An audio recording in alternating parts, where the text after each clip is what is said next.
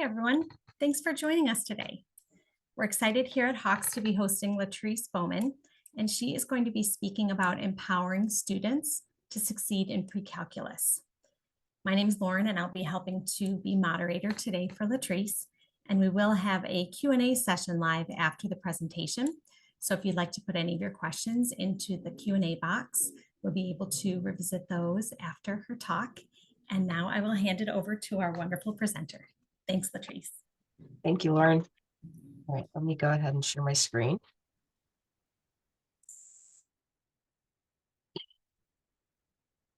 So today I wanted to talk about our mastery approaches to pre-calculus, and so how we empowered students to succeed and what we kind of did to do this. So the first thing I'd like to say is this was a process. It started back in 2017. And we've had a couple of redesigns. There were a little bit of failures. There were some trials, and we've kind of gotten to a point where we feel like we've had some success. And so I feel like we should be able to present that now.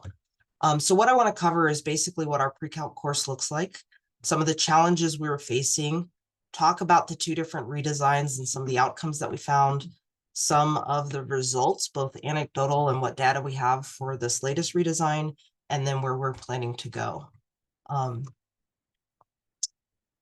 So our pre-calc course actually was started in 2014. We used to offer, and we still do, a college algebra course and a trig course separately. And in 2014, we decided to combine these as a shorter path for students who needed to take calculus.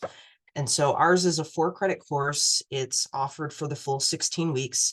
We do offer this in the summer in a 12-week session, but typically it's a fall-spring course. It meets 5 days a week, and it is 6 hours of contact time. So they meet 3 days for an hour each, and then 2 days for an hour and a half. And we do offer it both in person and asynchronously. And I didn't put on here, but our class sizes are typically around 25 to 35 students.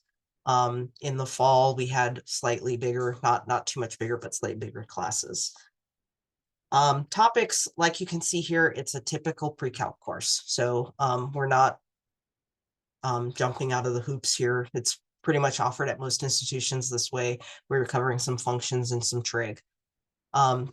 This course for our institution is a placement for many of the major requirements for like chemistry and CS and such. And it is a prereq to all of our calculus classes. The population is typically dual enrolled students, first-time freshmen, some transfer students, but we also have this interesting population of late degree students. And what I mean by that is typically students coming back for like a graduate program who haven't had math since their freshman year in college. And so they're coming back to kind of refresh on their math skills that they're going to need before taking a graduate statistics or graduate economics class. And then all of our 100 and 200 level courses have written assessments and comprehensive finals. And it's worth mentioning that because some of the things we were changing, we had to keep this in place. So a lot of other institutions that we were talking to about what they're doing with mastery, they're doing a lot of things online, and we can't do that because we have this requirement. So our challenges, and I'm sure that many of these challenges are things that you've seen in your pre-calc classes if you've taught them. Low completion on assignments. We were seeing things, less than 50% of the students were completing all of the assignments. Only about 3/4 of them were getting 3/4 of the work done. And so getting them to actually do the work was hard. Struggles with placement. We are currently using the Alex placement.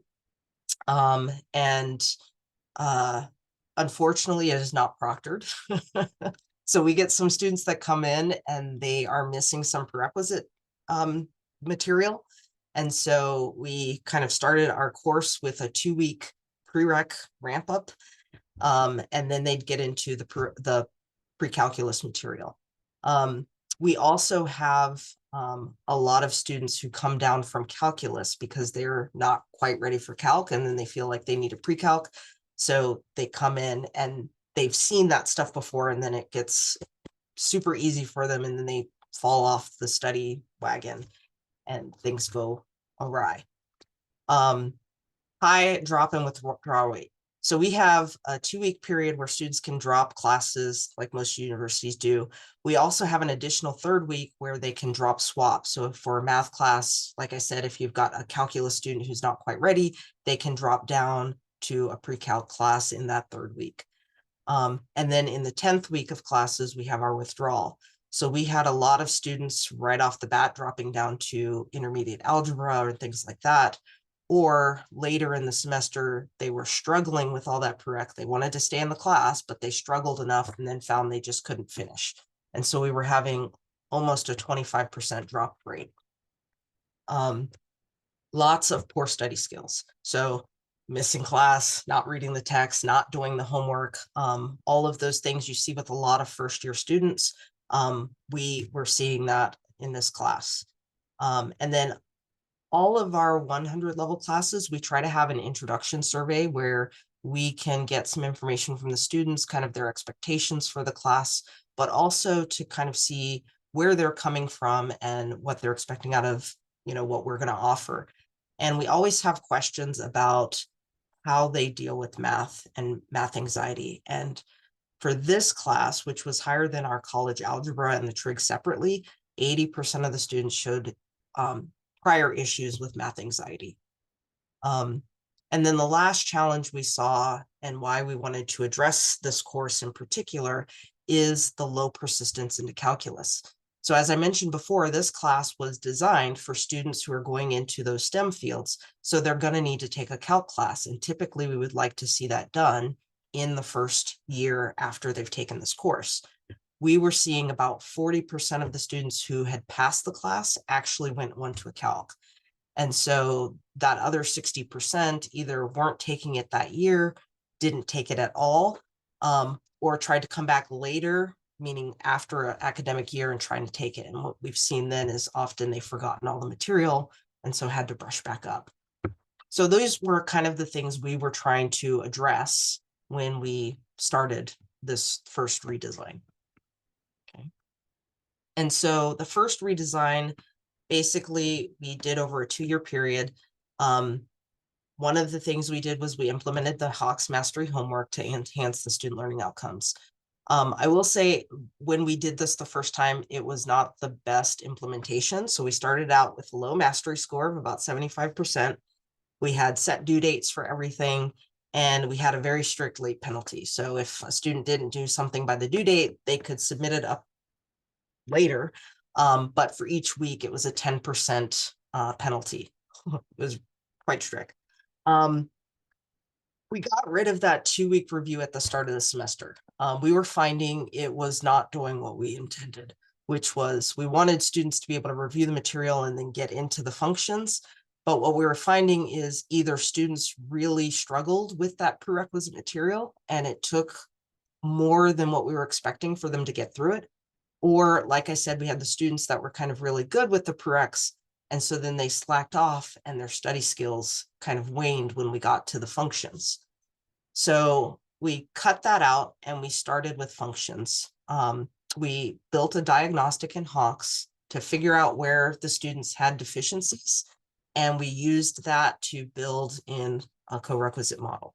And so that was done in 2 ways. One was the integrated review in Hawks. And then the other was in our lectures, we ended up incorporating some of that prerequisite stuff right at the time. So kind of like a just-in-time teaching. Okay. The other thing we did was we redesigned the assessments. So prior to this redesign, this traditional pre-calc course was 2 exams and a final. So they would do a whole bunch of work and they wouldn't see an exam until probably about week 6. And then they had another one about week 10, and then they had their final. And students were really struggling with that. And it also ended up having a lot of students just kind of tank their grade early on because they didn't do well in those first exams or they didn't do well later on. So when we redesigned the assessments, we ended up cutting the class into modules. We made about 6 modules, had an assessment for each module, and then the final. And so this helped us target the outcome or the content a little bit. And we also offered students up to 2 reassessments at the end of the semester. And so I'll talk a little bit more about that in the next page. So what did we see when we did this? This was kind of the first draft of this redesign. I will say there were lots of problems with the lectures and getting students to make connections with things the first time around. But we did see some progress. The mastery homework approach seemed to work a little bit. The assignment completion rates increased. So where we were starting at about 48% of the students actually completing things, it went up to about 55%. Again, the 72 to 80%, slight increase there for about 75% of the assignments. That 2 weeks that we got rid of at the beginning of the semester, we used that to incorporate a little bit more review, and it gave us the time for those extra assessments.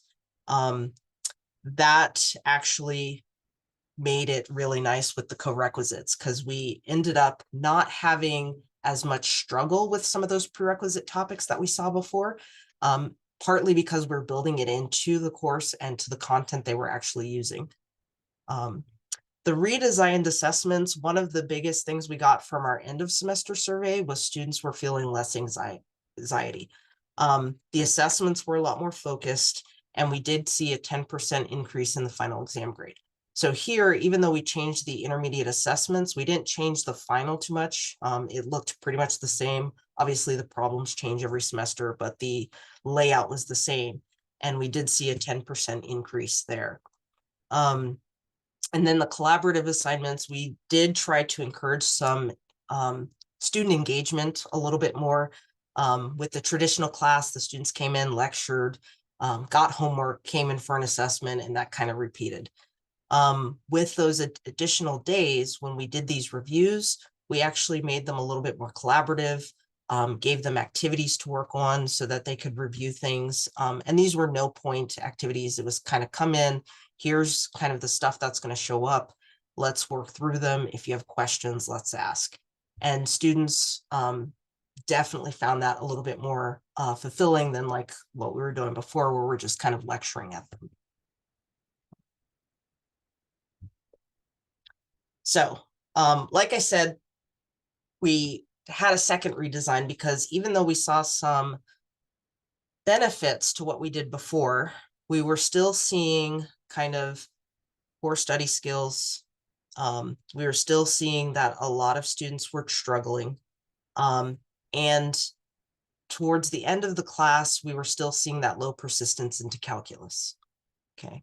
One of the other things I want to mention before I talk about the second redesign was that one of the things that a couple of the instructors, including myself, were struggling with was the fact that we had a lot of students that were coming into this course, and due to the low preparation or, not up to par on the study skills, they were kind of tanking their grade at the beginning, right?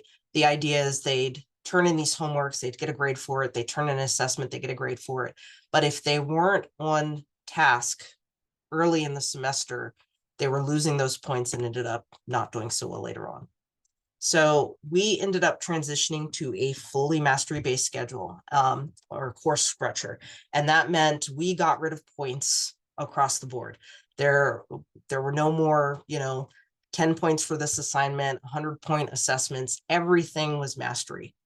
And we redefined the learning outcomes to align to the new teaching methods. So we also reduced the lecture time in the class and added in more collaboration and more activities.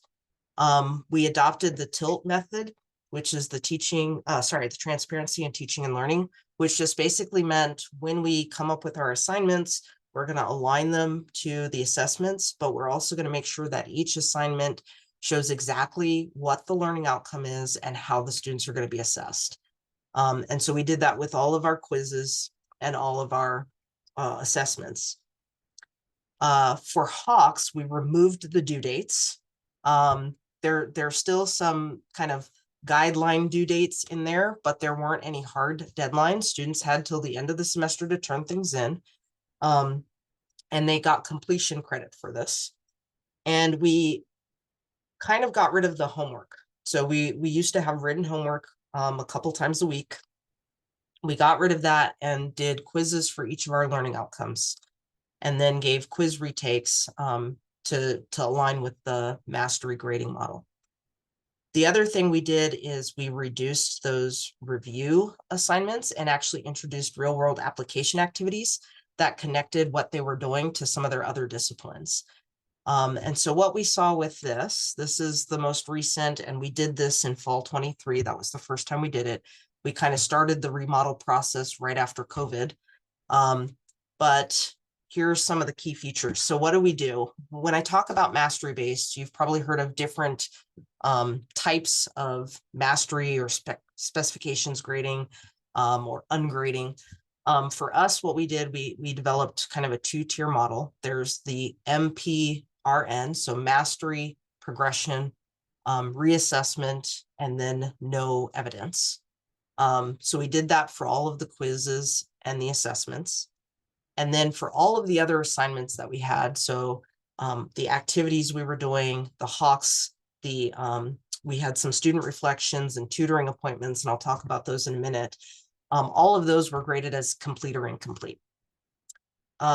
We reduced the traditional lecture time. So again, Monday, Wednesday, and Friday, we were lecturing for an hour. We reduced that down to about 20 minutes and incorporated some problem solving. So students were actually working together. We actually put them up on boards throughout the classroom. They weren't allowed to sit down, and we had them working problems. And then we increased what I'd call guided inquiry and collaboration. So on those Tuesday, Thursdays, instead of lecturing, we actually gave them a guided inquiry assignment, which basically took some of those prerequisite skills and the content they were learning, and they kind of worked through the problems that way. And this was, again, a collaborative exercise. Typically, we have, for our classes that are kind of small, it was me, the instructor, or the other instructor, and one TA. And so on those Tuesday, Thursdays, we'd have the instructor and the TA kind of walking around the room, working with the students, answering questions and things like that. We incorporated study skill components. So as I said, we incorporated some reflection exercises, and we incorporated tutoring into the course. And I'll show that in just a second. But this was also to help with the communication. One of the things students struggle with in this course was being able to effectively talk about mathematics or write it down correctly. And so this was a way to help them kind of improve that. We also made a shift to try to alter the mindset for the students. We didn't want this to be kind of what we've seen in the past, where you get the students who are partway through the semester and they come to you and they're like, what do I need? You know, how many points do I need to get an A in this class? Or how many points do I need to pass this class? Those were conversations we had all the time. And instead, we wanted to have the students focus on what do they understand and what don't they understand. And so with the mastery approach, we were actually incorporating that learning cycle process a little bit more, and the conversations changed. It wasn't, you know, what do I need to do to meet that standard that you're setting? It's, I really don't understand this concept. What resources can I find, or what do you suggest that will help me understand this a little better? And so our conversations with the students ended up changing. The last was, again, we wanted to promote more active student engagement. And so we reached out to a couple of our other departments and tried to find activities that the math we were using actually made sense in what they were doing in their other classes. Now, I say that because every math pre-calc textbook has application problems in there. And many of you are probably familiar with quadratics, where you have the fencing problem. There's a lot of land, you're fencing it. We need to find the dimensions to maximize the area, right? That's a typical one. So we were trying to get away from some of those that are just kind of what we'd call our standard application problems, and actually give them things that they might see in some of their later classes. And so one of them that I talk about often is when we're doing our trig unit, there's always those application problems where there's a tree and you've got this angle of elevation and you're trying to find the height of the tree.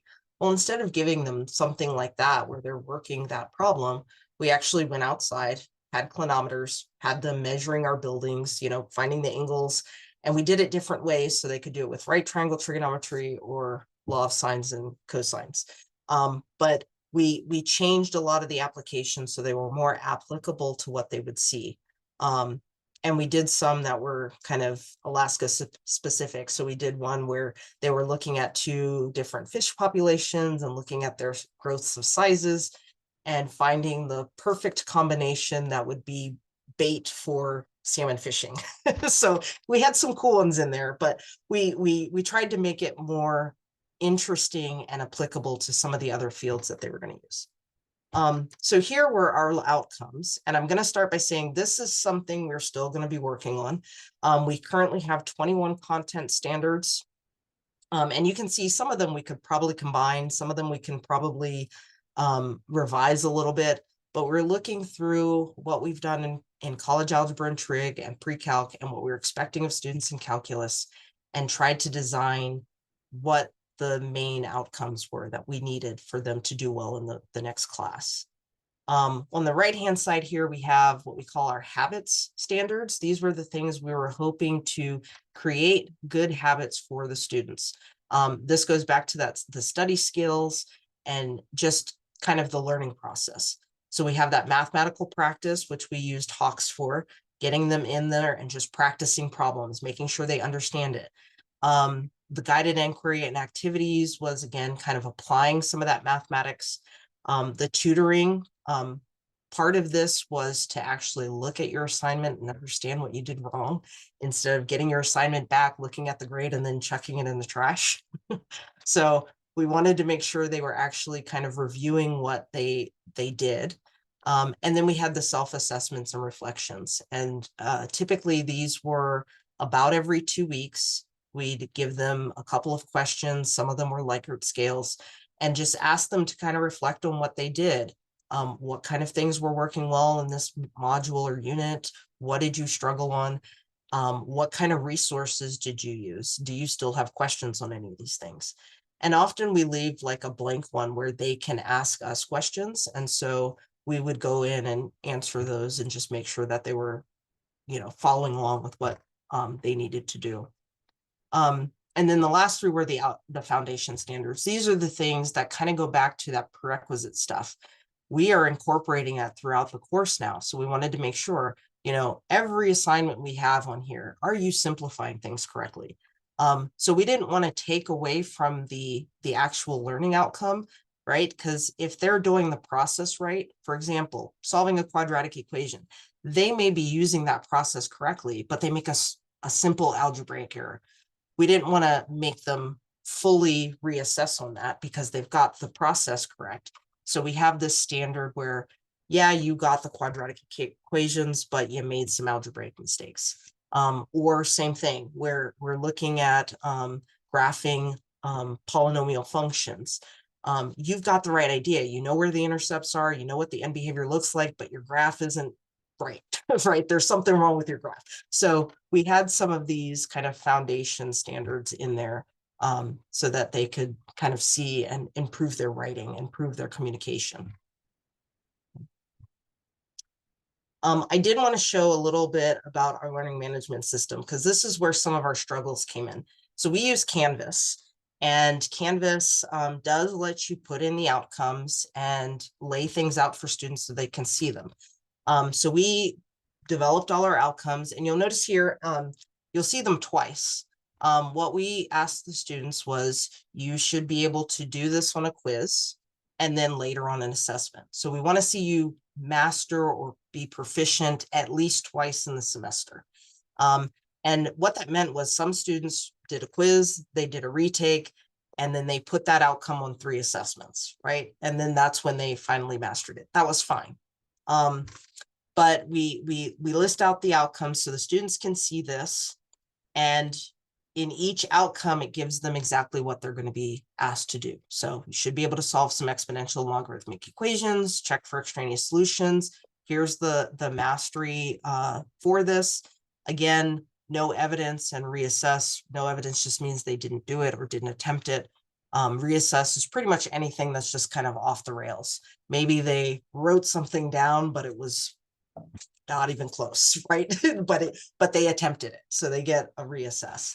And so they have to get at least progressing for it to count.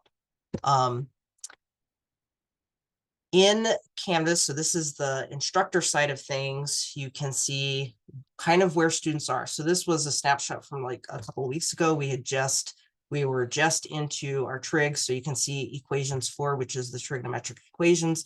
Nobody's assessed on that yet, but you can see the students are kind of all over the place. So one of the nice things about this was for those students who take a little bit longer to grasp the concept, we weren't slowing things down for them or speeding them up. They really had the opportunity to do this kind of at their pace. We were still presenting material to everyone at the same time, but they got to kind of choose when they wanted to assess on some things. And then the student side of the grade book, what we really liked was they could see exactly where they were.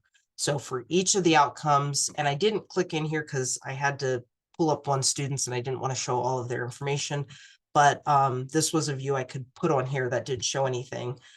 For each of the outcomes, it shows them where they are, whether it's mastered or not mastered, but also under the alignment. So if we click the little check down, it would show all of the assignments that meet that outcome. And so typically it would be the quizzes and the assessments, but sometimes we would throw it in one of the activities. So like I said, for that trigonometry application problem that we do outside, if they're setting up their triangles right and performing the law of sines correctly, we would probably give them that point on that, or that mark on that outcome in there as well.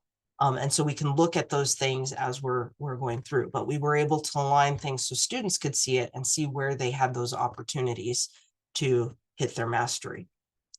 The Canvas gradebook, like I said, it's nice for showing some of this information, but it was really difficult for students to look at this and figure out what their grade was. And in the traditional gradebook, again, we got rid of all the points. So there's not this 75 out of 100 or 90 out of 100 anymore. So what we did was we set up a grade progress form for the students, and it showed them what they needed to do. And this was nice because we kept a copy and we'd mark it off after we put in grades, but the students also had a copy, so they knew exactly what they needed to do. So again, each of the outcomes was listed. They knew in order to get a B, I've got to get all the red, orange, and yellow. And then, same thing. Every time they completed a Hawks assignment, they could check off one of the boxes. Every time they completed an appointment, they could check off one of those boxes. And same with the reflections. And so this made it very easy for the students to understand where their grade was. Like I said, we didn't have those conversations. What do I need to do to get an A? They could look at this and they'd come in, and mostly it'd be like, hey, I don't have Fund 4. What can I do to get this? Or where did I go wrong on this? And they would bring those things in and have those conversations with both the instructors and the TAs. Okay. So some anecdotal results. Okay. What we saw kind of just talking with the students and working with the students, implementing the tilt and restructuring the course components, encourage students to participate in the course. That was one of the things we wanted. We wanted more participation, but we also wanted to enhance those study skills, which is what we always want to do in our foundation courses, right? We want our students to leave and be able to go into the next class with some good study skills.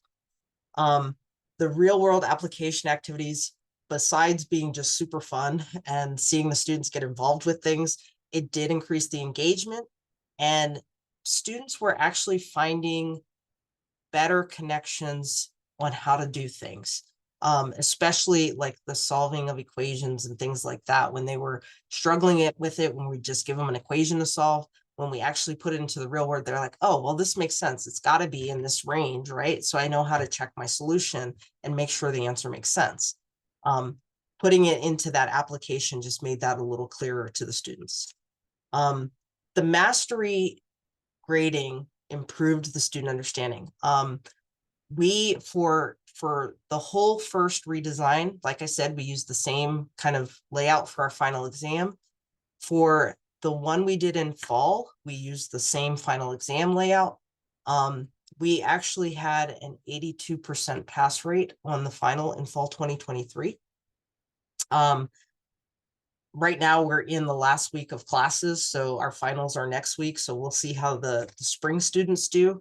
But we definitely see an improvement in the student understanding.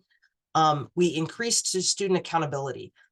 We did not have students questioning why they were getting a certain grade.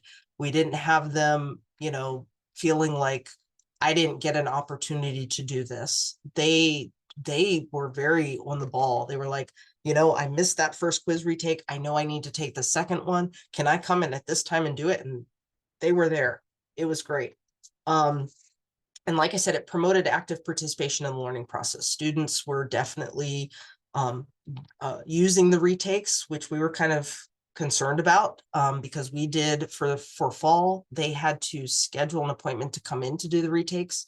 We did the original quiz in class, but they had to come in outside of class time to do the retakes. And we still had more than 60% of the students coming in doing retakes. And I think that would have been, if we're including all the students, it would have been a little lower, because most of the students, we did have students actually master things on the first try. That didn't always happen, but obviously they didn't need to retake then. Allowing for individualized pacing and mastery of content. This was nice because, like I said, we weren't pressuring students to learn something too quickly, and gave them that time to learn it. So our assessments, what we did for fall 2023 is we actually gave them the same 6 assessment periods. So the days we would have given like a traditional assessment was the day they could come in. What they did is they filled out a form saying, I'm ready to assess on learning outcomes, EQ4, Fun 2, whatever. They picked what they wanted on their assessment, and we created packets. And we gave them those packets, and that's what their assessment was. It was great. They loved that because they felt like, I really can decide what I'm going to show you I know. And it made continuous feedback loops and practice easier for the students, because they could see what they were doing wrong, and then they could go into Hawks and try it out, or they could meet up with a tutor or the instructor or the TA and get some more help if they needed it. The equitability in the final grades was one of the things, like I said, to me, that was one of the biggest things. We had a lot of students who were struggling early on, and by the end of the semester, we're able to show that progress. And that struggle early on did not affect their final grade. When they showed that they could actually do this stuff by the end of the semester, their grade reflected that. And that was one of the biggest things for me personally that I loved. I hated usually having to deal with that prior to this. The redefining of student outcomes, boosting confidence, reducing anxiety, all of that was helping build a deeper understanding of the course material and allowed students to improve their study habits, which was another thing we were hoping for. And one of the, we had a lot of student feedback surveys throughout the course within those self-reflections and things. And one of the comments that showed up the most last semester was, I can do math. We had a lot of students that were just in the intro assignment. That was something they were saying. They're like, I'm not a math person. I don't have a math brain. And by the end of the course, we got all of these that were like, I can do math. And it was just, yeah, it was great. So last semester, like I said, we had 2 sections. Both of them were in person last semester for reasons. We are back to offering a section of asynchronous as well as the in-person sections. The last semester, we had 100% of the students complete at least 90% of their Hawks assignments, which again, this was their practice/homework. Only 90% of them completed all of them. But again, if you remember back in 2017, that was 48% were completing all of them. So we've almost doubled it, not quite, but almost. 96% attendance. And again, remember, this class meets 5 days a week for 6 hours. That's a lot. We did have 2 kind of cases that brought this down. One student ended up being hospitalized for a week and a half. They still ended up passing the class. And then the other one was just traveling a lot for work. But outside of that, everybody was attending all 5 days. All of the guided inquiries and activities were done. We had 98% completion. There were a couple of students who missed 1 or 2, but we also made it so that on their grade progress form that I showed you, the number of check boxes was not the exact number that we offered. So they had to get 14 to get an A. We offered 16 of them. So they could still miss 2 and still get an A in the class, but students were still completing almost all of them. The increased pass rate. So last semester, again, these aren't quite where we would love them, but this is, so I don't think I mentioned the pass rate for this class before. 2014, it was 48% pass rate. I cringe. In 2017 and through 2019, when we did the redesign, it went up to about 54%. So it increased a little bit. Last semester, the 2 sections, one had a 68% pass rate, the other one had a 72%. So we were seeing a great increase there. The other thing that was really worth mentioning was at the beginning, I mentioned we had a 20 to 25% drop withdrawal rate in this course. Last semester, only 8% of the students dropped or withdrew.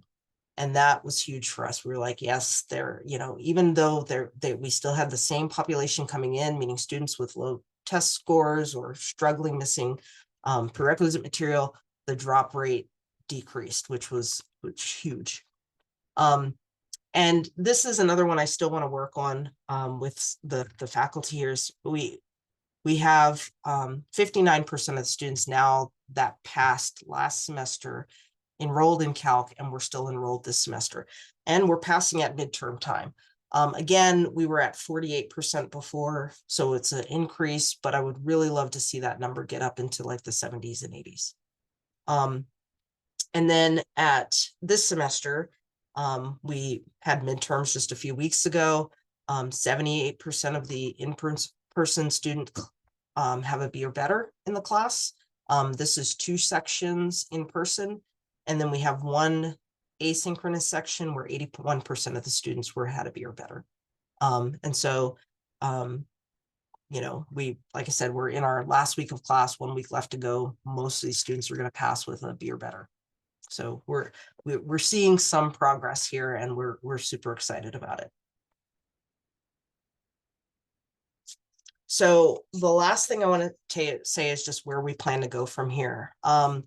Overall, we think the redesigns were a success. They, like I said, they weren't perfect, and there were some things that we still want to work on, but overall, I think we had success in there. We did achieve some higher assignment completion rates, reduce the drop withdrawal rates. We did improve some student performance outcomes and increase student engagement. And this wasn't one we were working for, but I really feel like our courses just look better. They are aligned better, and the structure is better because people can see where everything is and what they need to do. We want to continue focusing on the study habits, enhancing those. And we've been talking about ways we can do that. We're going to keep brainstorming and working with that. We want to continue to reduce math anxiety. That's been a big thing in all of our courses, and one of the things we would love to see, just probably never going to happen, but probably see disappear hopefully one day.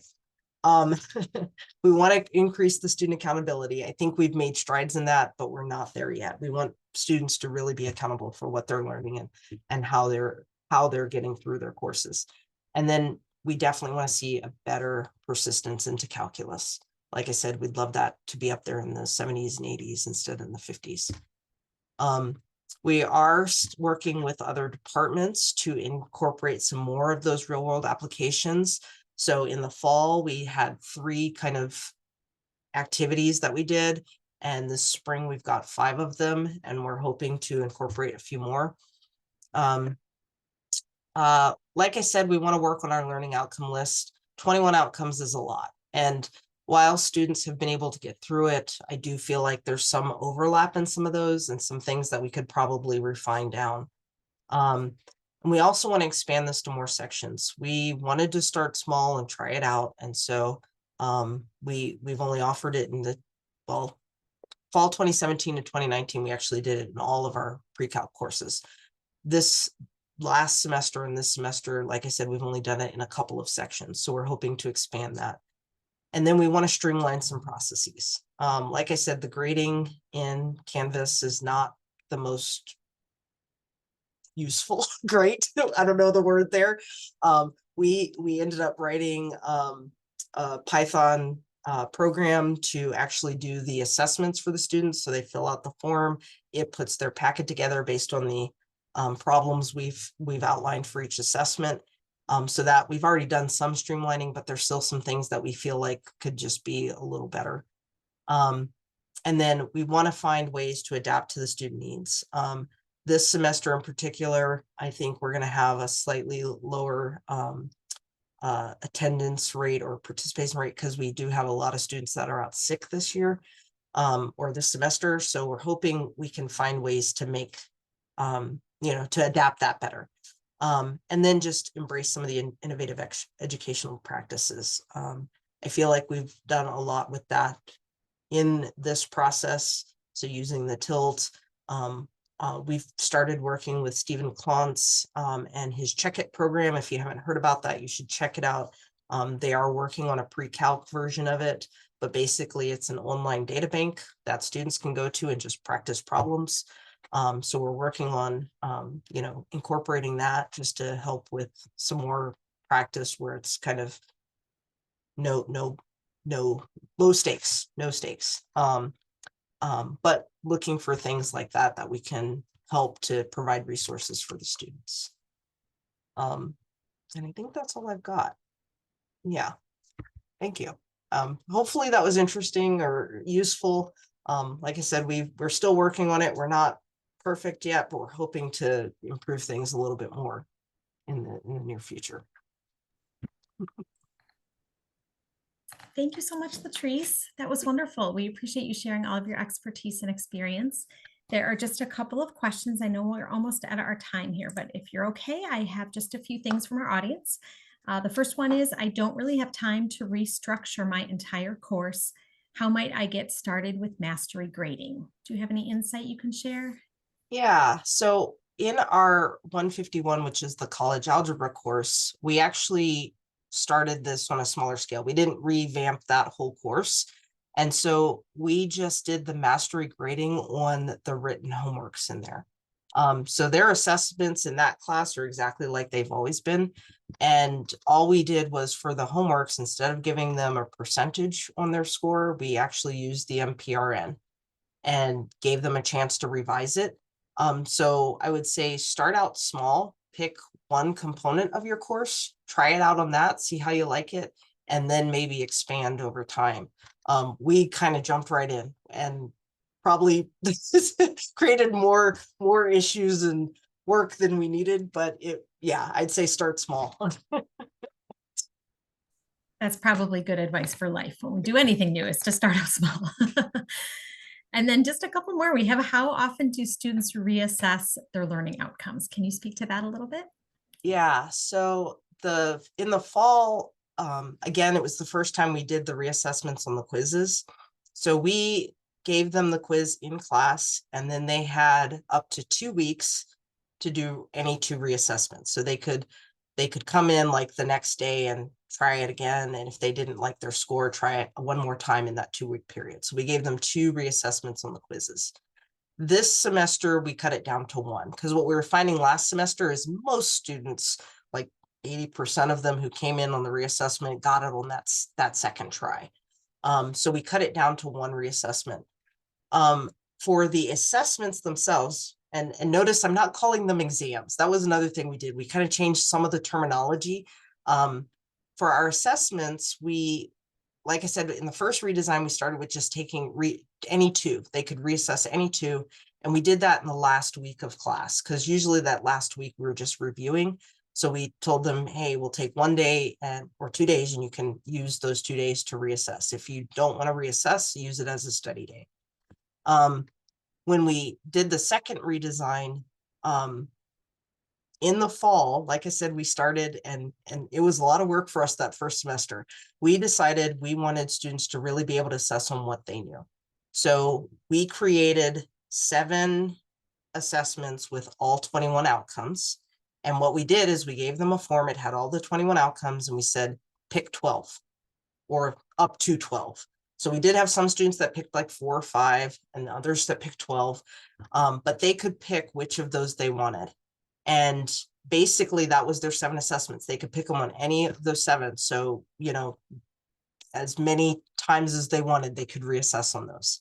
And like I said, we tried to streamline that because the first 2 assessments in the fall, it was the 2 instructors, me and one other instructor, the 4 TAs for the class. And we've got these tables in this conference room covered with paper going around making these packets. It was a pain. It was like 3 hours of work. I was like, yeah, we can't keep doing this.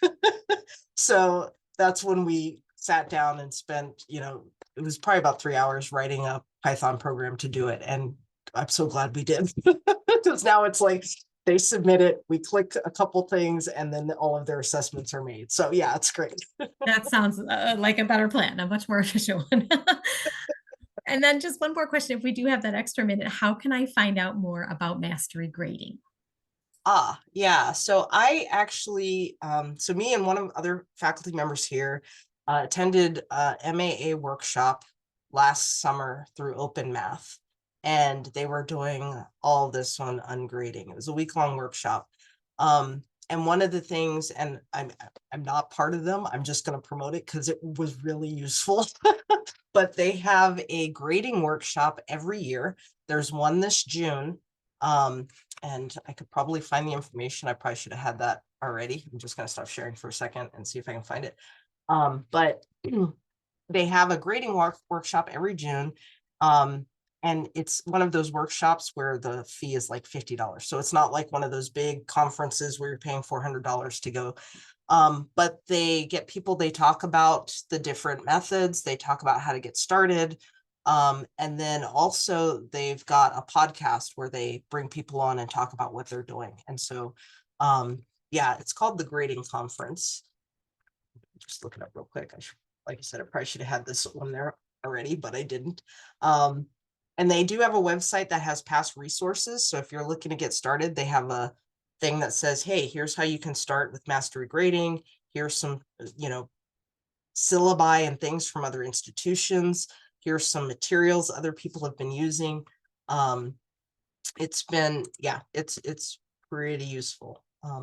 Yeah, it's just thegradingconference.com. So, and it's June 13th through 15th this year. But yeah, they have lots of good information in there.